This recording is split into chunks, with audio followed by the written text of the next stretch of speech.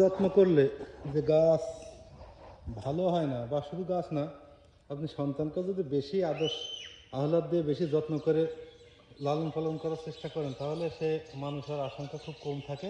তেমনি গাছগুলো অযত্ন অবহেলায়, এই যে গাছগুলো যে ওল লাগিয়েছিলাম খুব যত্ন করে, সে ওলের কিছু কিছু গুটি ছিল ওলের গায়ে, সেইগুলো ছিঁড়ে ফেলে দিতে গিয়েছিলাম, কিন্তু মনে হলো না, না ফেলে না দিয়ে এখানে পুঁতে দিই। দেখেন সেই যে গাছগুলো পুঁতে দেওয়া হয়েছে প্রত্যেকটা গাছ বেড়ে গেছে, প্রত্যেকটা। অথচ আমি যেখানে মূল গাছগুলো লাগিয়েছি সার মাটি দিয়ে অনেক যত্ন করে, সেই গাছগুলো এখনও বের হয়নি। আর এই গাছগুলো দেখেন সুন্দরভাবে সব বের হয়ে গেছে। এই জন্য আসলে কথাই বলে যে বেশি যত্ন করলে সেই জিনিসগুলো ভালো হতে চায় না।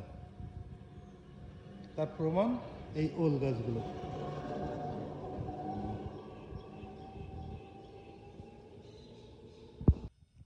এই ওলগুলো অনেক যত্ন করে লাগানো হয়েছে। দেখেন গাছটা কত বড়। এই যে কেবল বের হচ্ছে, কিছু বের হয়েছে।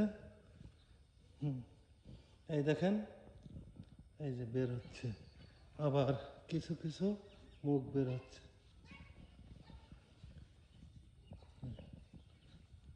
এই যে কেবল মুখ বের হচ্ছে, এখানে এখনো বের হয়নি।